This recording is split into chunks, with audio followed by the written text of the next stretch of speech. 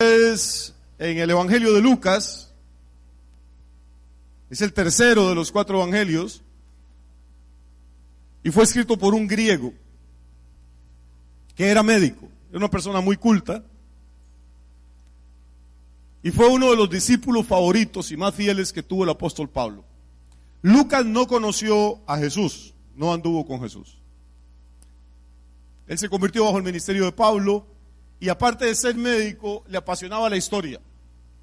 Y él cuenta que empezó a investigar.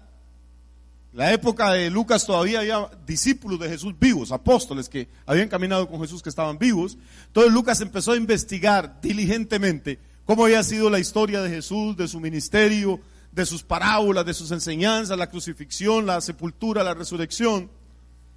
Y le escribió a un amigo de él que se llamaba Teófilo.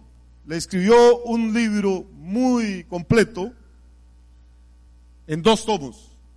El primero de esos tomos, nosotros lo conocemos como el Evangelio de Lucas, y la continuación de ese libro, el segundo tomo, es lo que conocemos como el libro de Hechos de los Apóstoles. Entonces Lucas es el escritor de 2 libros del Nuevo Testamento, el tercero de los Evangelios y el 5.º libro del Nuevo Testamento, que es el libro de Hechos de los Apóstoles. Me encanta cómo él escribe, y yo quiero contarles una historia que todos conocen. Y si la conocemos, ¿para qué la va a contar?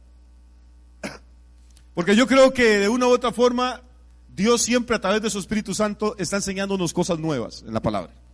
La Biblia es un libro inagotable, es un tesoro del que uno puede estar sacando durante 2000 años. Los hombres han encontrado cosas maravillosas en ella, y como no fue escrito por ningún cerebro humano, sino nació en el corazón de Dios, entonces ningún cerebro humano puede agotar la Biblia. Constantemente el Espíritu Santo está trayendo cosas frescas y nuevas sobre textos que ya conocíamos. ¿Quién no ha oído hablar del buen samaritano? Gente que nunca ha escuchado predicar, gente que nunca ha ido a ninguna iglesia. Cuando alguien les hace un favor, dice: ay, qué dicha, me encontré un buen samaritano. Tal vez no saben ni qué es un samaritano, pero todos hemos escuchado hablar en una u otra ocasión del buen samaritano. Y esa frase, esa expresión, cuando alguien es amable, cuando alguien se detiene para hacernos un favor, cuando un desconocido se preocupa por nosotros, es lo que queremos decir cuando hablamos buen samaritano. Repito, la frase está extraída del capítulo 10 del Evangelio de Lucas. Es una historia de esas historias maravillosas que contaba el Señor Jesucristo. Dice la Biblia que una vez, en el versículo 25, un intérprete de la ley se levantó y dijo, para probarle: Maestro, ¿haciendo qué cosa heredaré la vida eterna? Oye, qué interesante. Este es un intérprete de la ley, o sea, de los libros de Moisés. Es un erudito en el Antiguo Testamento. Es una persona que ha dedicado su vida a estudiar las Escrituras. Es un hombre que no se emborracha, que no adultera, que no roba, que no mata. Los intérpretes de la ley eran personas súper respetadas. Aún las familias judías, los más pobres, ahorraban hasta el último centavo que pudieran, porque el sueño de toda madre de familia, de todo padre de familia judío, es que alguno de sus hijos, las mujeres no las dejaban estudiar la Biblia, solo los varones, pero que alguno de sus hijos pudiera convertirse en un sabio en la ley de Dios. Ese era el orgullo más grande para una familia. Hace 40 o 50 años en Costa Rica, el sueño de toda familia pobre era tener un hijo abogado o tener un hijo médico, ¿sí o no? Y qué orgullo, mi hijo es doctor, mi hijo es abogado. Pues en esa época el mayor orgullo era que el hijo fuera un intérprete de la ley. Eran personas virtuosas, rectas, íntegras, honestas, con un conocimiento extraordinario del Antiguo Testamento, con un conocimiento extraordinario de lo que habían comentado otros rabinos y otros sabios acerca de la Biblia. Y este hombre viene a Jesús, porque a pesar de todo su estudio, de toda su sabiduría, de toda esa vida moral y religiosa que él lleva, siente que no tiene la vida eterna. ¿No le parece extraño? ¿Qué le viene a preguntar él a Jesús? Le dice: Maestro, ¿haciendo qué cosa heredaré la vida eterna? Se sabe el Antiguo Testamento de atrás para adelante, se lo sabe probablemente de memoria. Muchos de ellos lo conocían libros enteros de memoria. Este es un hombre que nunca se ha pegado a una borrachera, que nunca ha engañado a su mujer, que nunca le ha robado un peso a nadie, lo que llamaríamos ahora una excelente persona, un extraordinario miembro. En cualquier iglesia se sentirían orgullosos de tener un miembro como este. Probablemente lo nombrarían diácono, tal vez hasta pastor, porque sabía una tonelada de cosas acerca de la Biblia. Y sin embargo, con todas esas virtudes que tiene, no tiene la seguridad de su salvación. no sabe si se muriera ese día, dónde va a pasar la eternidad. Y entonces, oiga, qué interesante, viene donde Jesús. ¿No le parece? Viene donde Jesús. Y Jesús no era un intérprete de la ley, Jesús era un carpintero. Y le dice, maestro, ¿qué tengo que hacer para heredar la vida eterna? Esa es la pregunta del $1.000.000. Esa es la pregunta que la mayoría de personas no se hace nunca en la vida. La mayoría de la gente piensa, ¿cómo consigo novio? ¿Cómo consigo novia? ¿Con quién me caso? ¿Cómo me cambio de trabajo? ¿Cómo logro que me asciendan? ¿Cómo me gradúo en la universidad? ¿Cómo? Nos planteamos un montón de cosas. Pero la pregunta básica, la raíz de todas, es ¿qué tengo que hacer para conseguir la vida eterna? Usted puede sacar 3 títulos universitarios. Perdón, puede ser $1.000.000 o $10 millones. Puede leerse todos los libros del mundo. Y si se muere y no tiene la vida eterna, ¿de qué le sirvió? ¿De qué le aprovecha un hombre si gana todo el mundo y pierde su alma? Este intérprete de la ley sabía que a pesar de todas las cosas buenas que él tenía, algo le hacía falta. Y va donde Jesús, y Jesús le dice, la pregunta es interesante, la respuesta también. Él le dijo, ¿qué está escrito en la ley? ¿Cómo lees? ¿Qué está escrito en la ley? En la ley de Moisés, que este intérprete tenía que saberse al dedillo, de atrás para adelante. El intérprete le dice, amarás al Señor tu Dios con todo tu corazón, y con toda tu alma, y con todas tus fuerzas, y con toda tu mente, y a tu prójimo como a ti mismo. Vea qué interesante, la mayoría de la gente hace preguntas y ya conoce la respuesta.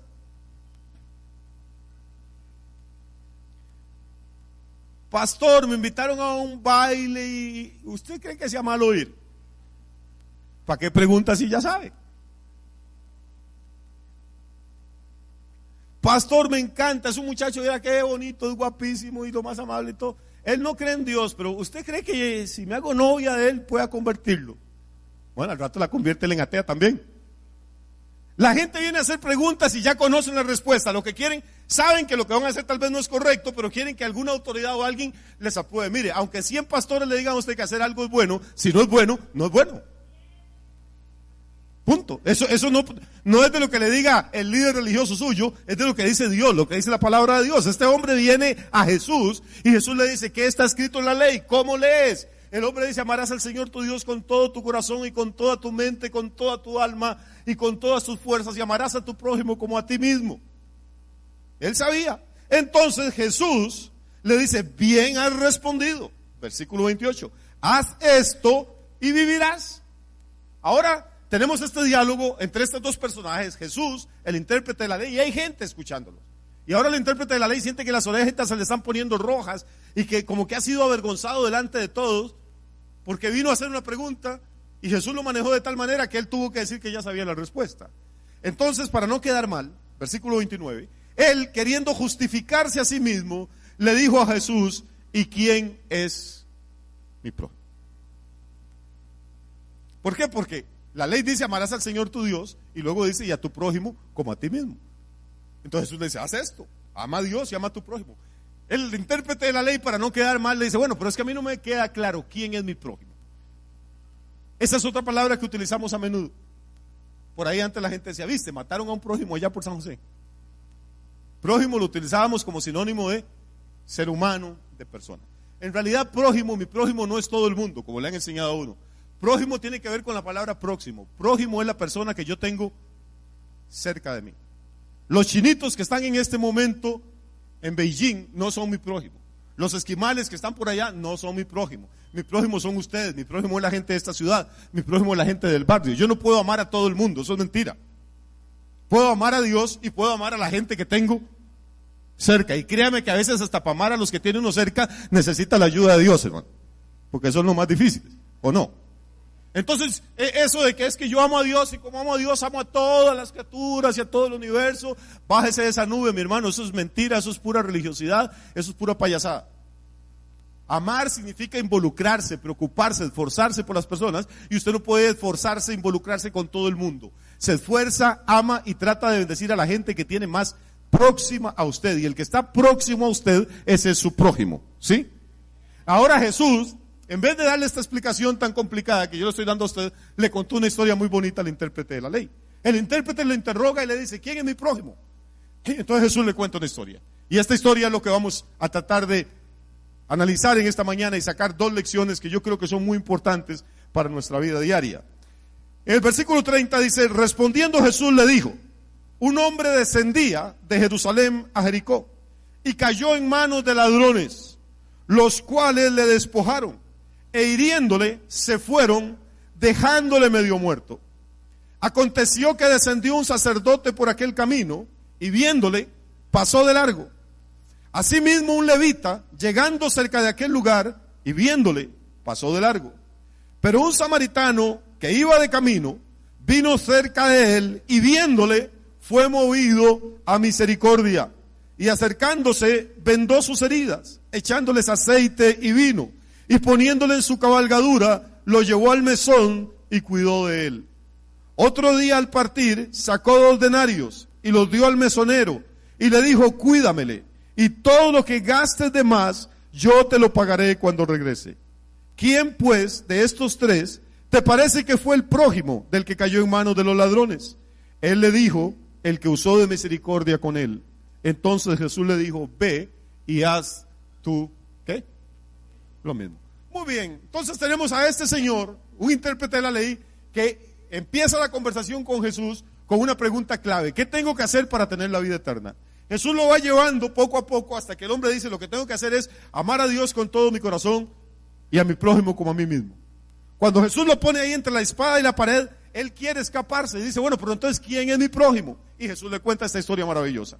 ¿Qué es la historia? La historia es de un hombre, no sabemos quién es, no sabemos de a dónde era. Note nada más que Jesús dice, versículo 30, un hombre descendía de Jerusalén a Jericó. Puede haber sido judío, puede haber sido gentil, puede haber sido, no sabemos. No sabemos si era gordo, si era flaco, si era bajo, alto, si era feo, bonito, si era sabio, ignorante. Nada más sabemos que era un hombre, un ser humano que viene descendiendo de las colinas de Jerusalén y va caminando hacia las llanuras de Jericó. En aquella época de Jesús había mucha pobreza, mucha miseria en Palestina. Palestina estaba sometida al yugo imperial de Roma. Era una provincia, una colonia romana. Y había tanta hambre que mucha gente se iba de los pueblos a las montañas y se convertían en bandidos, en bandoleros, en asaltantes de caminos. Entonces la gente que está escuchando la historia entiende perfectamente lo que el Señor Jesús está hablando. Este hombre va saliendo de Jerusalén y camina hacia Jericó, y de camino le cae encima una pandilla de ladrones. Cae en manos de ladrones, dice Jesús. Y no solo lo agarran y le despojan de lo que tiene, sino que lo golpean, lo hieren, lo cortan. El hombre está sangrando ahí en el suelo, tan gravemente herido que los ladrones creen que está muerto. Porque Jesús dice: y dejándole por muerto, se marcharon. No sabemos cuánto tiempo pasa, puede haber sido 15 minutos, puede haber sido 4 horas. Cuando por ese camino va cruzando un sacerdote, va caminando probablemente, y va camino a Jerusalén. ¿Qué va a hacer un sacerdote a Jerusalén? En Jerusalén está el templo de Dios. Está el único lugar donde se puede adorar al Dios de Israel. Los sacerdotes pertenecen a una tribu especial, son hombres dedicados a Dios, consagrados a Dios, pero tienen un pequeñito problema. Para poder ministrar en el templo, tienen que estar ceremonialmente puros. ¿Qué quiere decir ceremonialmente puros? Quiere decir que no deben de haber tenido relaciones sexuales durante unos días antes del momento que les toca celebrar. Quiere decir que no pueden haber tocado ningún cadáver, ni de persona, ni de animal. Quiere decir que no pueden haber tocado con sus ropas ni cadáveres, ni sangre.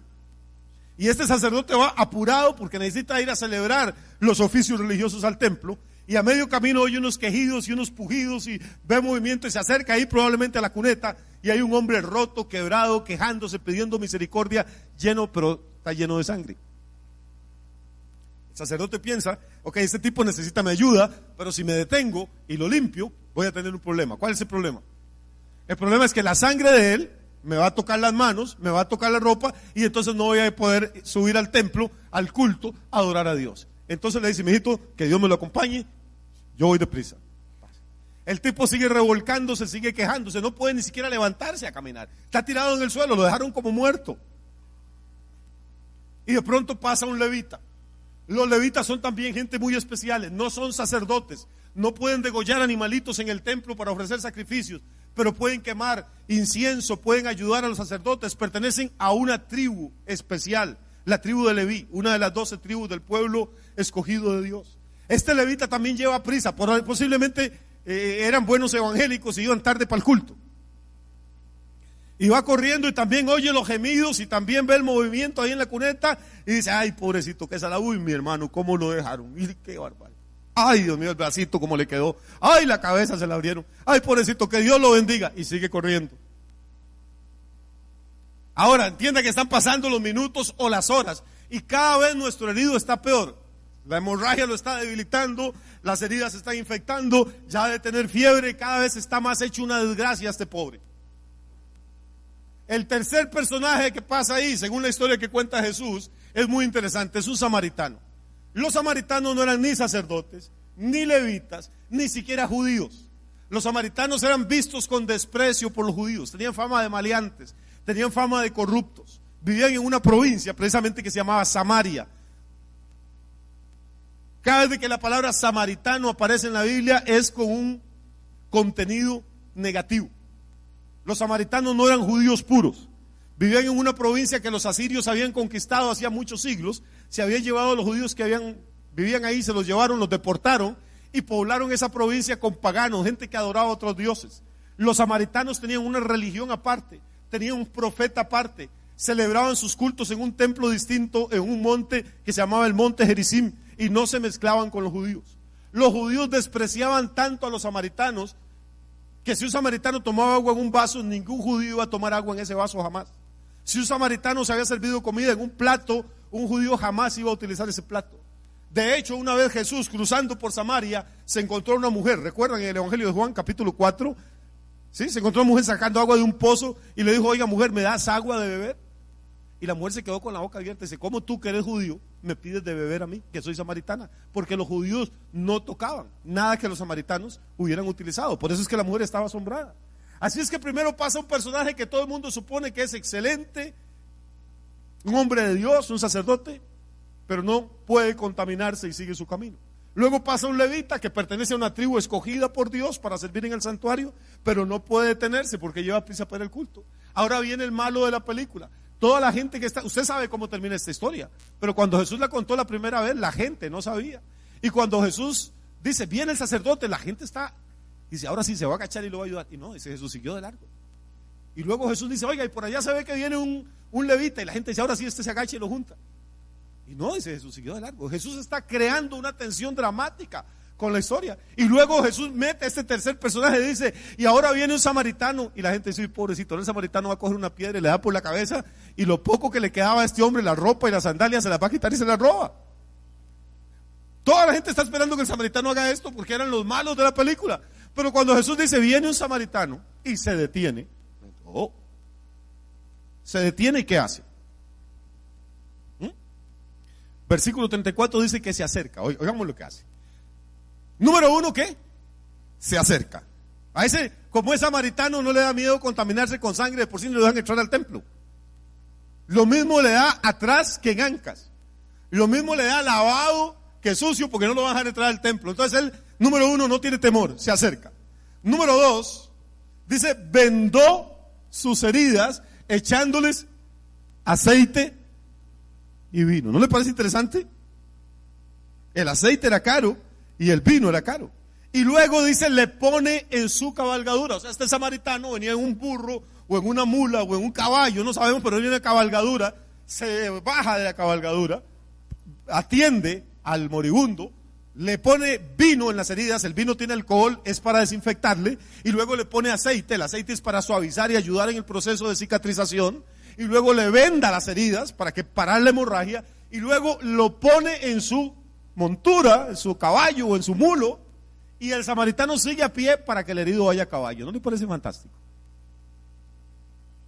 Y no solo eso, no se contenta con vendarlo, lo pone en la cabalgadura y dice que se dirige a un mesón. Un mesón era una especie de hotel en aquella época donde alquilaban cuartos y vendían comida. Lo lleva a una posada, a un mesón, y cuida de él en el mesón. No le bastó cuidar de él en el camino, lo recoge, lo lleva al mesón, cuida de él. Y otro día, dice el versículo 35, al partir, ¿cuánto les parece aquí esta mañana que ya este samaritano había hecho mucho por ese señor al que no conocía? ¿Les parece? ¿Le gustaría, si usted tiene una condición así, que apareciera un buen samaritano y hiciera algo con usted? Vea que hasta tenemos que decir buen samaritano para aclarar, porque si la gente decía samaritano nada más, todos los samaritanos eran malos. Hay que explicar que este era el bueno. Pero hermano, lo lleva, lo cura, lo venda, le pone vino, le pone aceite, lo monta a caballo, lo lleva a un hotel porque el tipo no puede ni caminar. Podía irse tranquilo el otro día, pero no, mete la mano a la bolsa, saca 2 denarios y le dice al mesonero, cuídamelo, dale de comer, dale medicina, dale algo para la fiebre si necesita. Y si los gastos suben y pasan de los 2 denarios, no te preocupes, cuando yo venga de regreso paso y te pago toda la factura. ¿A quién le encantaría encontrarse un buen samaritano? ¿Ah? Ahora déjeme explicarle 2 cosas con respecto a esta historia. La primera, yo creo que Jesús nos está contando algo muy interesante aquí. La primera cosa que vamos a ver esta mañana entonces es que la historia del buen samaritano que contó Jesús por primera vez y que gracias a Lucas la tenemos nosotros todavía, es una historia que le ha dado la vuelta al mundo, que ha sido traducida en miles de idiomas, ahorita está traducida como en 2400 lenguas la Biblia, y toda la gente en todas las culturas ha escuchado hablar de este buen samaritano.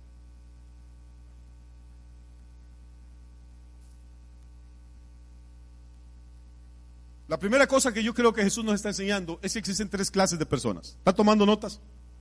¿Sí? ¿Están tomando notas? Bueno, qué bueno, tome. Entonces apunte ahí. Creo que Jesús nos está enseñando que existen 3 clases de personas y esta mañana usted tiene que ubicarse en uno de esos 3 grupos. Yo creo que eso no es una historia que Jesús contó nada más para que la oyera aquella gente en un pueblito perdido allá en el Medio Oriente hace 20 siglos, sino que es para afectar a toda la humanidad, para afectarnos a usted y a mí. En primer lugar, aquí hay 3 grupos de personas. Tenemos un grupo de personas que está representado por los ladrones. Tenemos otro grupo de personas que está representado por el sacerdote y el levita. Y tenemos un tercer grupo que está representado por el buen samaritano. Cada ser humano cae en una de estas 3 categorías. Son 3 grupos de seres humanos, son 3 filosofías, son 3 maneras de ver la vida, son 3 patrones de conducta que nosotros necesitamos entender esta mañana. ¿Cuál es la filosofía de los ladrones? Y voy a tratar de resumirlo para que les sea más fácil de recordar. ¿Cuál es la filosofía de los ladrones? Es muy sencilla. La filosofía del ladrón se resume en esto: lo tuyo es mío si te lo puedo quitar. Repito, ¿cuál es la filosofía del primer grupo? Del grupo que está representado en la historia de Jesús por los ladrones. Es muy sencilla. Su manera de ver la vida es esta: lo tuyo es mío si yo te lo puedo quitar. ¿Qué es lo que hace un ladrón? Quitarle lo suyo. Lo tuyo es mío si te lo puedo quitar.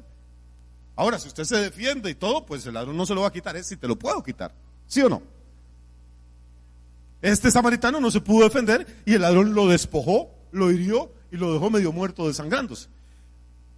El segundo grupo es el de la gente religiosa, el de los levitas, el de los sacerdotes. Ellos no te van a robar nada nunca, son buenas personas, nunca te van a hacer daño. Pero la filosofía de ellos es muy sencilla. La filosofía de ellos es: lo mío es mío si lo puedo conservar. ¿Usted no cree que ese sacerdote no llevaba aceite, o no llevaba vino, no llevaba plata? Claro, pero pues, si yo a ese tipo no lo conozco y saber por qué fue que le pegaron, tal vez hasta es un maleante y todo, yo voy a gastar la plática que tanto me ha costado un tipo que no sé ni quién es, y al rato lo cura a uno y después se levanta y más bien me da un garrotazo a mí por estar de sapo. Lo mío es mío si yo lo puedo conservar. El mundo está lleno de personas así, son personas buenas, nunca te van a estafar, nunca te van a robar, pero tampoco te van a ayudar nunca en nada. Ellos dicen cada uno que se defienda como pueda. La tercera filosofía, la tercera forma de enfocar la vida, de enfocar la existencia, es la del samaritano, la del buen samaritano. La del buen samaritano se puede resumir así: lo mío es tuyo si lo necesitas. Y no hay mucha gente así. La de los ladrones es: lo tuyo es mío si te lo puedo quitar. ¿Sí? La de los religiosos es: lo mío es mío si lo puedo conservar. La del samaritano es: lo mío es tuyo si lo llegas a necesitar. ¿Me siguen hasta aquí o ya los enredé? ¿Sí? Ahora, si usted empieza a analizar todas las personas que usted conoce y que ha conocido y que va a conocer algún día, caen en una de estas 3 categorías. Hay una minoría, gracias a Dios, de gente en el mundo que tiene la mentalidad del ladrón. Van a tratar de fregarte. Y no estoy hablando solo de los ladrones que asaltan a alguien ahí en la parada de autobuses. Estoy hablando también de los que llegan a los ministerios y los que llegan a la presidencia y de los que se hacen pastores de iglesias y los que se hacen líderes religiosos, y también es saber qué le quitan a la gente. Hay políticos que tienen mentalidad de ladrón. Hay líderes religiosos que tienen mentalidad de ladrón. Hay pastores de iglesias que tienen mentalidad de ladrón. No están para servir a la gente, sino para ver qué le quitan a la gente. Lo tuyo es mío, si te lo puedo quitar. ¿O no es así? Gracias a Dios son una minoría. No es como el mundo dice que todos roban y todos son malos. No, no. No hay que generalizar. Toda generalización es una injusticia. La gente que tiene mente de ladrón son pocos, gracias a Dios. La inmensa mayoría de seres humanos lo que tiene es una mente religiosa. La mente del religioso dice, lo mío es mío, si yo lo puedo conservar. Lo mío me costó mucho, ¿y yo por qué voy a dar plata? ¿Y yo por qué voy a ayudar a la Cruz Roja? No, si algún día me enfermo, pues que ahí tendrán que venirme a buscar. ¿Y yo por qué tengo que dar para los Boy Scouts? ¿Y yo por qué tengo que pagar los diezmos en una iglesia para que alguien se... Lo mío es mío, a mí me ha costado mucho, yo no doy nada. No te van a hacer daño, no te van a quitar nada, pero tampoco te van a ayudar, ni van a ayudar a ninguna causa noble, nunca. Esa es la inmensa mayoría de seres humanos. Pero gracias a Dios también hay otra minoría, que no tienen mentalidad ni de ladrón, ni tienen mentalidad de religioso, sino que tienen mentalidad del samaritano. Y esta gente lo que piensa es, lo que Dios me ha dado a mí es tuyo, si llegas a necesitarlo. Lo mío es tuyo, si lo llegas a ocupar. Si te veo caído, si te veo enfermo, si te veo herido, y hermano, yo no me voy a ir a dormir tranquilo, no me puedo ir para el cine sabiendo que un hermano de la iglesia no tiene que comer. No me puedo ir a meter a mi casa, hermano, a echarme una ducha caliente, sabiendo que a un hermano con 4, con 5 hijos lo echaron porque no podía pagar el alquiler. Tengo que ver qué hago. Ese hermano tal vez no lo conozco, tal vez después se vaya de la iglesia hablando mal de mí, pero a mí en este momento a mí no me importa. Lo que Dios me ha dado para mí es de la persona que está cerca mío y lo está necesitando en ese momento. ¿Quién es mi prójimo? Yo sé que hay gente con hambre en la India y en Bangladesh y en Pakistán y en muchos lugares del mundo, pues yo no puedo hacer ahorita mucho por esa gente. No tengo que ir a la India para bendecir a nadie. A la par tuya, en el barrio tuyo, cerca de tu vecindario, hay alguna persona que está necesitando. Tal vez no comida, pero necesita un abrazo, necesita una palabra de ánimo, necesita una palabra de consuelo. Necesita que alguien que lo levante, tal vez no de la cuneta, de la calle, pero que lo levante de un bajonazo emocional, que lo saque de una depresión. Y Dios te ha dado cosas a ti para poder bendecir a esa persona. Necesitamos desarrollar una mentalidad del reino. La mentalidad del reino de Dios, la mentalidad de la iglesia son hombres y mujeres que tienen la filosofía del buen samaritano. Tienen la filosofía de Dios me ha bendecido a mí para que yo pueda hacer una bendición para otras personas. Amén. Sí. Entonces, esta es la primera lección que yo creo que el Señor Jesús nos quiere mostrar aquí. Repaso. Creo que esta lección se resume en esto. Podemos dividir a la humanidad en 3 categorías. Los que tienen la filosofía del ladrón, que es lo tuyo es mío, si te lo puedo quitar. Los que tienen la filosofía del religioso, que es lo mío es mío, si lo puedo conservar. Y los que tienen la filosofía del samaritano, que es lo mío es tuyo, si lo llegas a necesitar. ¿Nos grabamos eso en la cabecita? Perfecto. Ahora no diga amén ni diga nada, pero trata de ver en cuál de las 3 se ubica usted. Espero que no haya aquí nadie con mentalidad de ladrón. Aunque una vez se robaron una ofrenda.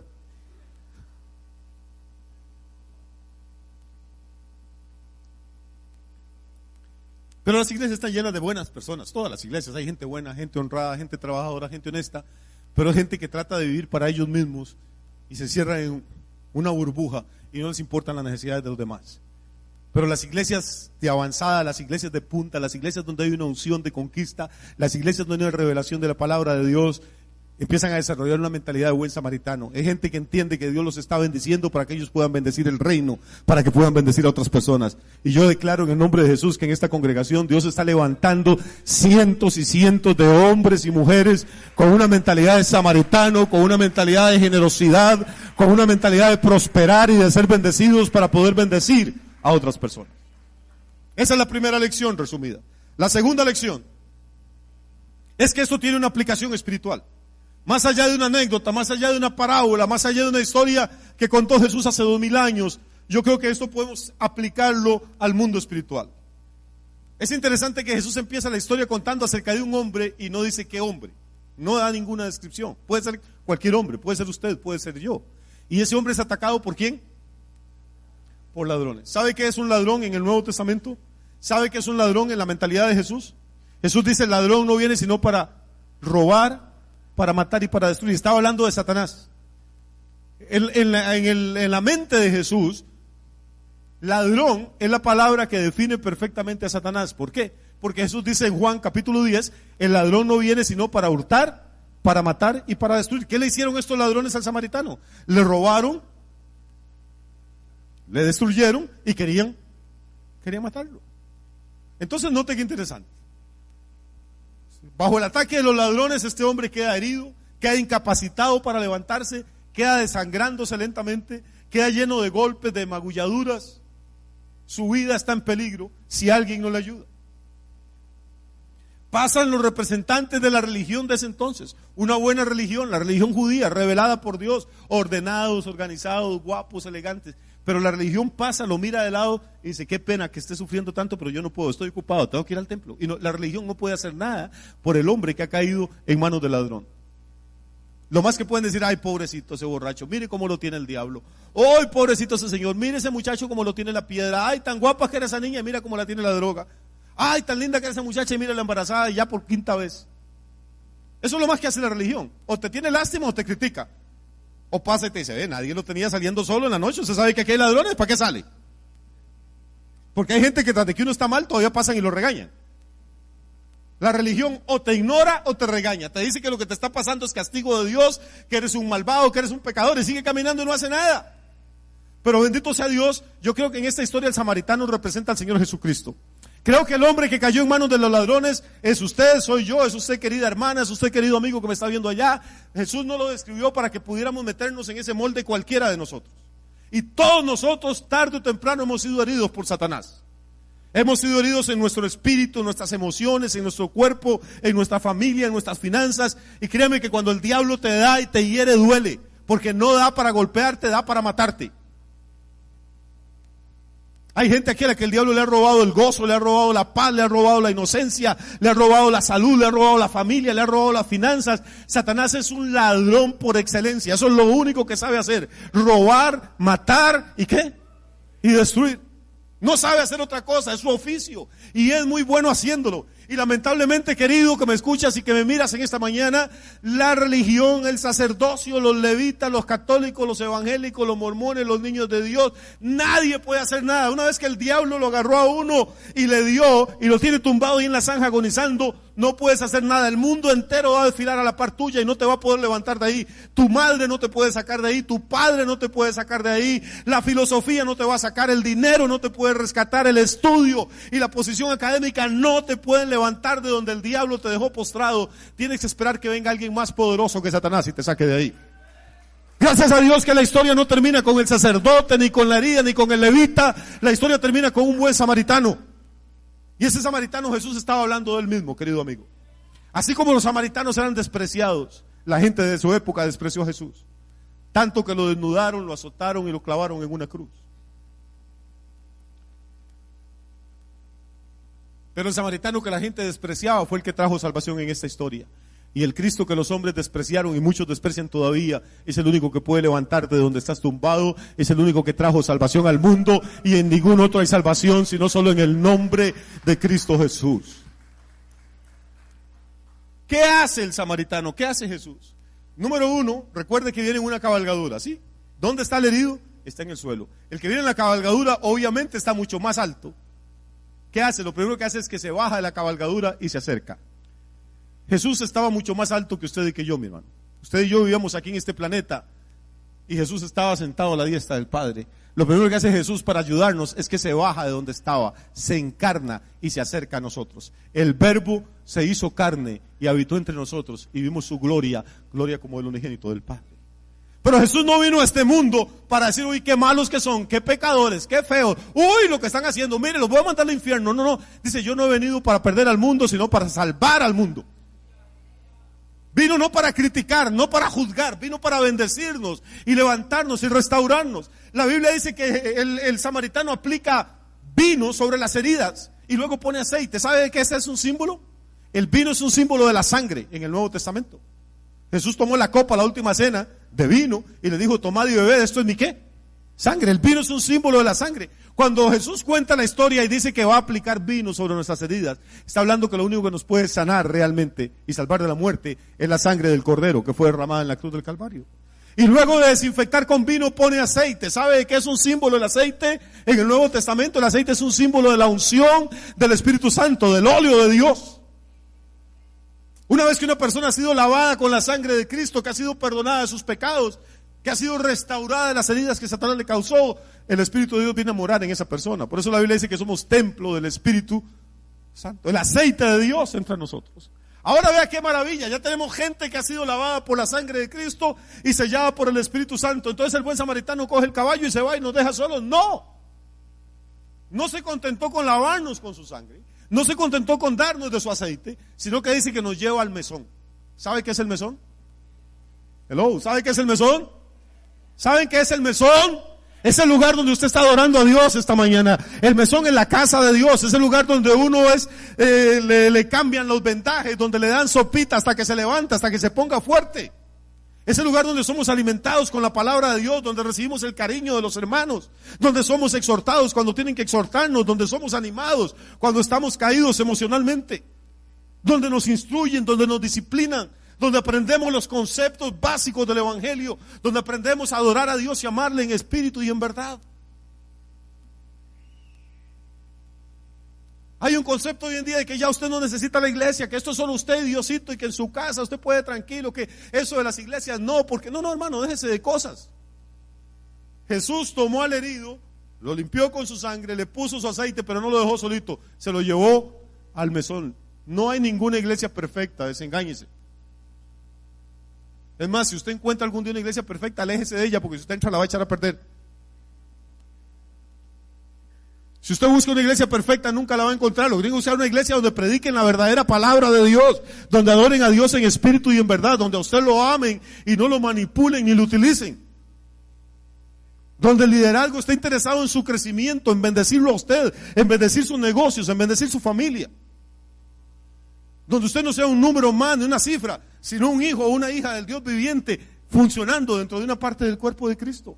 Dios quiere ubicarlo a usted en una iglesia, no en cualquiera. Él tiene un lugar para usted, tiene un mesón para usted.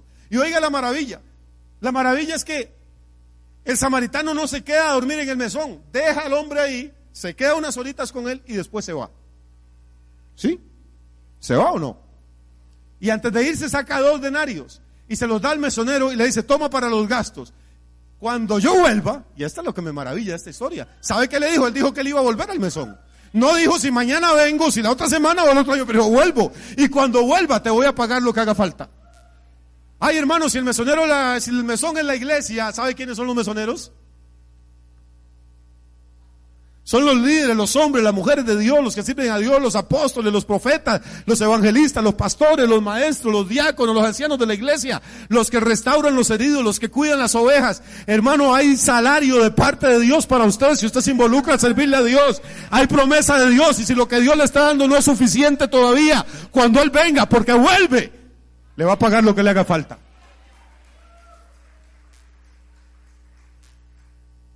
Toma esos 2 denarios y cuando yo vuelva, y esta es la parte más linda de esta historia. ¿Sabe qué estamos haciendo esta mañana? Estamos adorando al buen samaritano, estamos esperando que regrese. Estamos en el mesón, hermano. Unos recién llegados, todavía llenos de vendas, como Machito ahí con ese cuello que anda. Otros con yeso, otros con costurones que nos dejó el diablo cuando andábamos por allá, por el camino.